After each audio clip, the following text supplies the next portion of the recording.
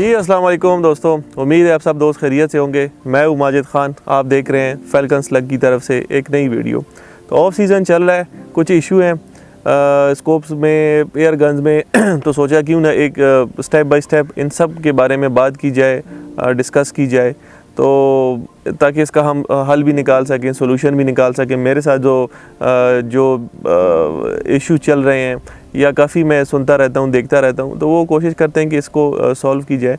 तो आज की जो वीडियो बेसिकली वो स्कोप्स के बारे में, क्योंकि आजकल हम माशाल्लाह एयर गन्स के साथ साथ स्कोप्स भी इंपोर्ट कर रहे हैं। आप लोगों को कोई भी स्कोप्स चाहिए हुई या डिटेल्स चाहिए हुई तो लाजमी मुझसे शेयर कीजिएगा। इंशाल्लाह हम कोशिश करेंगे आपको कोई भी स्कोप, आप लोगों को कोई भी स्कोप चाहिए हुई चाइनीज़ के अलावा, तो वो इंशाल्लाह हम आपको इंपोर्ट करके देंगे और जल्द से जल्द।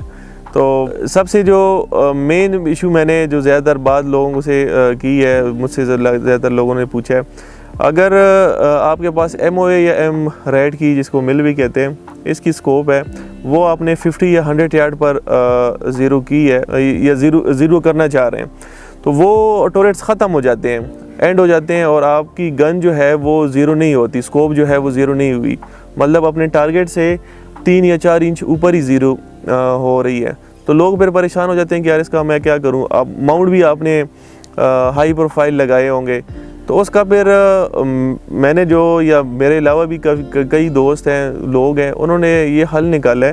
तो मैंने कहा चले मैं क्यों ना ये आपके साथ शेयर भी कर लूँ।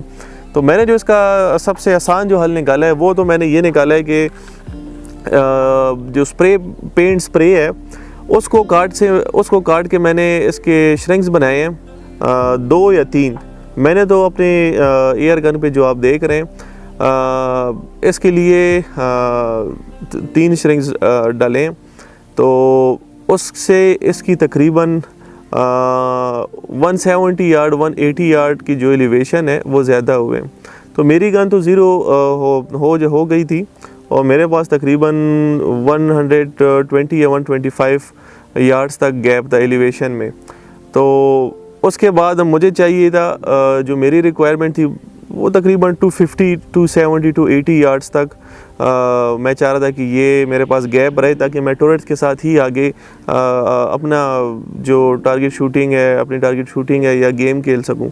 तो जब मैंने उसके अंदर 3 वो डाले, मैं पिक्चर में भी दिखा दूं कि मैंने इसके साथ तो क्या वो की है।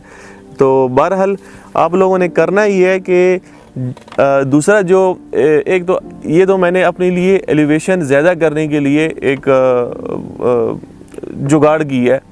तो ये जुगाड़ इसलिए है कि आपके पास दूसरा जो ऑप्शन है वो माउंट्स का है। अगर माउंट्स आपने हाई प्रोफाइल लगाए हैं तो मेरे ख्याल से फिर कोई और ऑप्शन नहीं है। इसमें एक और माउंट्स भी आजकल आए हैं जो MOA M रेड के आए हैं, लेकिन वो बहुत महंगे हैं, तकरीबन 40-50 हज़ार से वो स्टार्ट होते हैं माउंट्स। उसमें ये होता है कि नीचे से उनका गैप होता है और वो आप 50 MOA 30 MOA के वो अलग से माउंट मिलते हैं। इसमें FX नो लिमिट्स के भी हैं, लेकिन वो भी महंगे हैं, कोई 30-35-40 हज़ार के तो वो भी मिलते हैं। तो इतने पैसे खर्च करने से मेरे ख्याल से बेहतर है कि आप इसका यही आसान हल निकालें। तो इसमें कोई पैसे नहीं लगेंगे, थोड़ा सा आपका 5 या 10 मिनट टाइम लगेगा, तो मेरे ख्याल से उसका आपको फ़ायदा ही है। अच्छा, सबसे इसमें 2 ऑप्शन है, आपने करना क्या है। अगर आपकी गन ज़ीरो नहीं हो रही और मतलब एलिवेशन ख़त्म हो गए हैं, 50 या 100 यार्ड पे कोई भी रेंज हो, ठीक है, तो आप उसको नीचे करना चाह रहे हैं और नीचे नहीं हो रही स्कोप, तो आपने करना ही है कि वो श्रिंक्स बना के, पिक्चर भी मैं दे दूँगा, श्रिंक्स बना के आपने इस माउंट के नीचे, जो आगे बैरल की तरफ माउंट है, इसके नीचे आपने स्कोप के नीचे बिल्कुल रख लेने हैं। अपने ज़रूरत के मुताबिक 2 भी रख सकते हैं, 3 भी रख सकते हैं, 2 या 3। वो पहले आप देख लें कि आपको 2 चाहिए, 2 रख लें, 3 चाहिए तो 3 रख लें। अच्छा, इसमें मिस कंसेप्शन ये है कि ये जो वो है, पहले मुझे भी इस चीज़ की समझ नहीं आ रही थी, क्योंकि स्कोप के अंदर जब आप देखते हैं तो MH क्रॉस होता है। इसकी एक थ्योरी है, उस थ्योरी को तो मैं खैर रिवाइज़ नहीं करना चाहता, काफ़ी लंबी चौड़ी है। तो आसान अल्फाज में ये है कि स्कोप के अंदर जब आप देखते हैं तो MH क्रॉस होता है, जैसे कि आंख में आपकी जो इमेज है वो अपोजिट पहुंचती है। तो इस स्कोप के अंदर भी ऐसा ही सिस्टम है। आपने करना ये, जब आपकी गन ज़ीरो नहीं हो रही 50 यार्ड पे या किसी भी रेंज पे, तो आपने श्रिंग्स यहाँ पहले दूसरा जो माउंट है बैरल की तरफ है, इसके नीचे रख लेने हैं बिल्कुल फ्लैट से तरीके से उसको बिठा के। उसके बाद आपके पास गैप भी आ जाएगा, स्कोप आपकी थोड़ी सी ऐसे हो जाएगी, आपको महसूस नहीं होगा, क्योंकि जो आप पेंट स्प्रे से वो बनाएंगे वो बहुत बारीक बारीक है, तकरीबन 2-3 पॉइंट्स के हैं, मतलब एक mm के 6-7 ऐसे कर लें तो उसके 2-3 पॉइंट बनेंगे। तो वो आपने 2 या 3 रखने हैं। उससे होगा क्या कि आपकी गन स्कोप जो है वो ज़ीरो भी हो जाएगी और आपके पास नीचे भी टोरेट्स जो हैं वो भी गैप आ जाएगा। और ऊपर कभी अगर आपके पास 100 यार्ड या 80 यार्ड या 50 यार्ड कोई भी एलिवेशन हो और आप टोरेट जो हैं वो ऊपर नहीं कर सकते और आप चाहते हैं कि मैं और करूं और टोरेट्स पे ही डॉट पर ही मैं खेलूं, तो आपने देखा होगा लोग इसके काफ़ी हल निकालते हैं। मैंने जो सोल्यूशन इसका निकाला है, इस स्कोप के नीचे भी मैंने यही रखे हैं, 3 मैंने श्रिंक्स बनाए हैं और इसके नीचे भी मैंने रखे। हालांकि इस गन की 20 MOA रेल भी है, तो स्कोप के अंदर भी 75 MOA की स्कोप है ये, तो 75 MOA की तकरीबन 70-75 MOA की तो है ये आर्केन स्कोप है, तो इसके अंदर ये गैप भी है। तो लेकिन मुझे चाहिए था कि मैं इससे भी ज़्यादा टोरेट्स पे के ऊपर खेलूँ, तकरीबन 270-300 तक। तो उसका फिर मैंने यही हल निकाला है और मैंने यहाँ इस माउंट के नीचे श्रिंक्स बना के वो डाले हैं।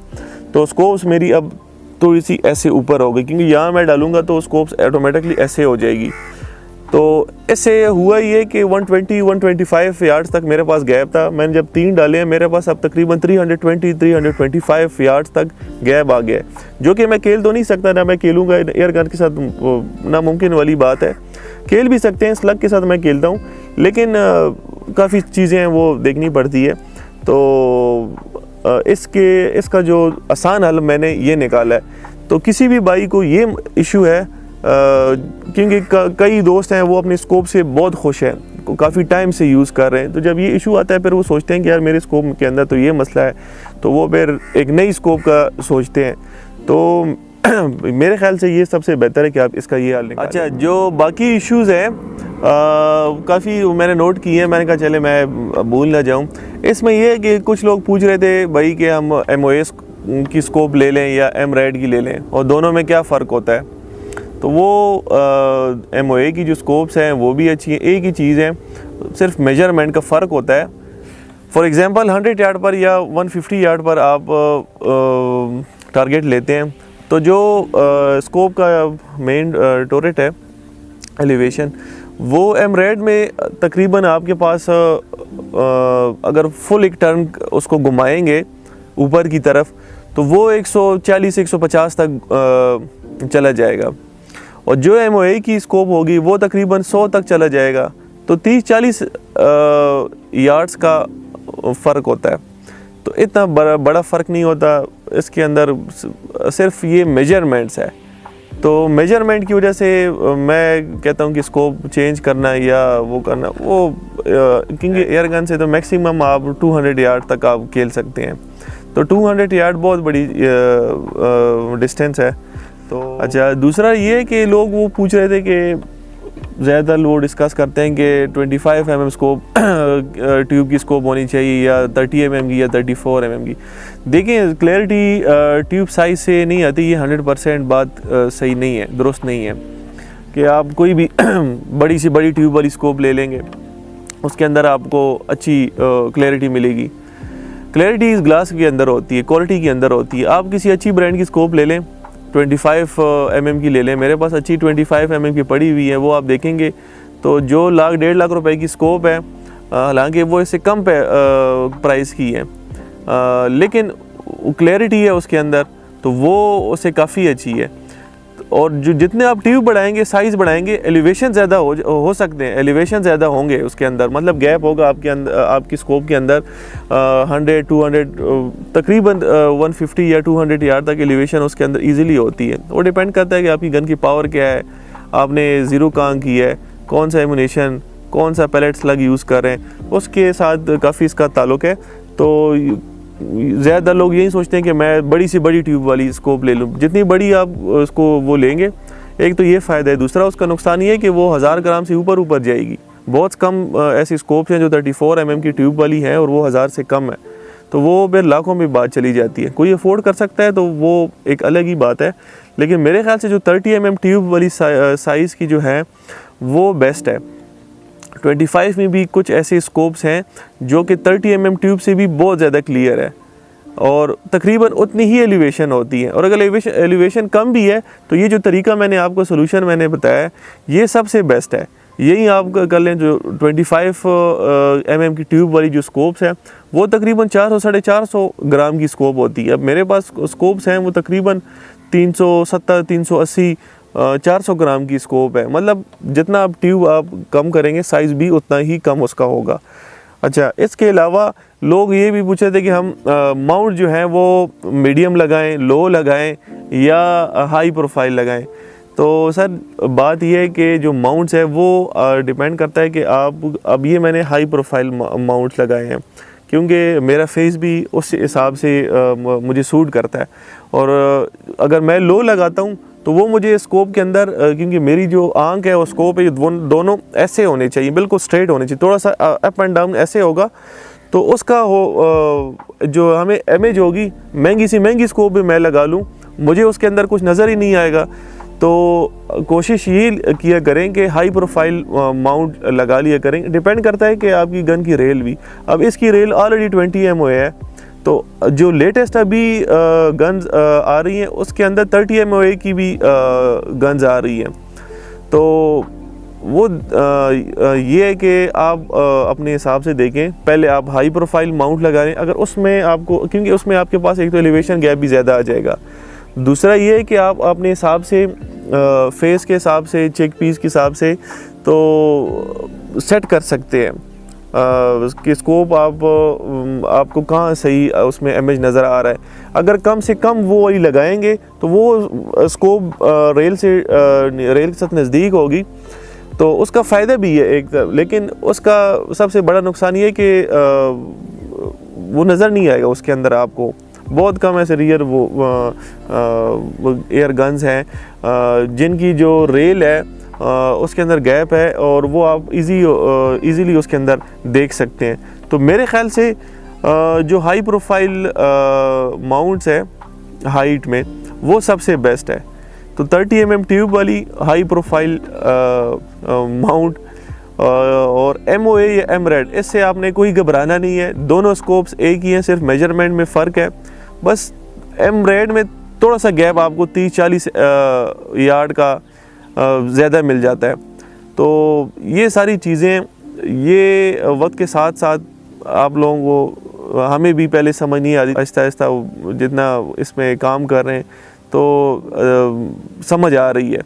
तो इंशाल्लाह कोई भी चीज़ हो मैं हाजिर हूँ। भाई हैं हमारे सारे जो भी एयर गन्स के हैं, जो भी भाई मुझसे कांटेक्ट करते हैं, तो हमारी कोशिश ये होती है कि हम अपने भाइयों को एक अच्छा हौसला, अच्छा मशवरा दें।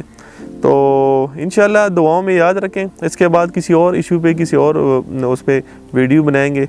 तब तक अपनी दुआओं में याद रखें। बहुत शुक्रिया। अल्लाह हाफ़िज़। पाकिस्तान जिंदाबाद।